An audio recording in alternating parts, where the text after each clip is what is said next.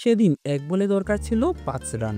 বাংলাদেশ প্রথমবারের মতো কোনো ত্রিদেশীয় সিরিজ জেতার দ্বারপ্রান্তে। গ্যালারিটা শব্দবিহীন, দর্শকদের চোখেমকে হতাশার চিহ্ন। সম্মতেই আশা বাংলাদেশের। কি হবে শেষ বলে? সৌম্য সরকার বলটি করলেন ওয়াইড অফসাইড। দীনেশ কার্তিক তুলে মারলেন, বলটি চলে যায় বাউন্ডারির লাইন পেরিয়ে। বাংলাদেশ আবারও জয়ের দ্বারপ্রান্তে এসে পরাজয় বরণ করে। বলছিলাম নিদাহাস ট্রফির ফাইনাল ম্যাচের কথা। সেদিন ভারতের বিপক্ষে টসে হেরে আগে ব্যাটিং করে বাংলাদেশ। ওই ম্যাচে সাব্বির রহমান দুর্দান্ত ব্যাটিং করেন। ১৫৪ স্ট্রাইক রেটে ৫০ বলে ৪টা ছক্কা ও ৭টা চারের মাধ্যমে ৭৭ রান করেন। বাংলাদেশ ১৬৬ রানের পুঁজি পায়। ১৬৭ রানের লক্ষ্যে ব্যাট করতে নেমে ভারতকে বেশ চাপে রাখে টাইগাররা।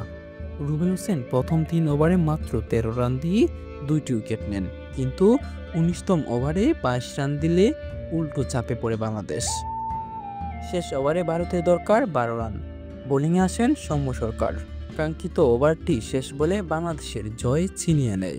কান্নায় ভেঙে পড়েন সৌম্য সরকার। বাংলাদেশের সব প্লেয়ার, গ্যালারিতে থাকা সকল দর্শক। হুট করে এই ম্যাচটা মনে পড়ল বিপিএলে চট্টগ্রাম বনাম খুলনার ম্যাচ থেকে। আলিস ইসলামের ঐতিহাসিক শটে আর দীনেশ কার্তিকের শটে হৃদয় ভাঙে প্রতিপক্ষের।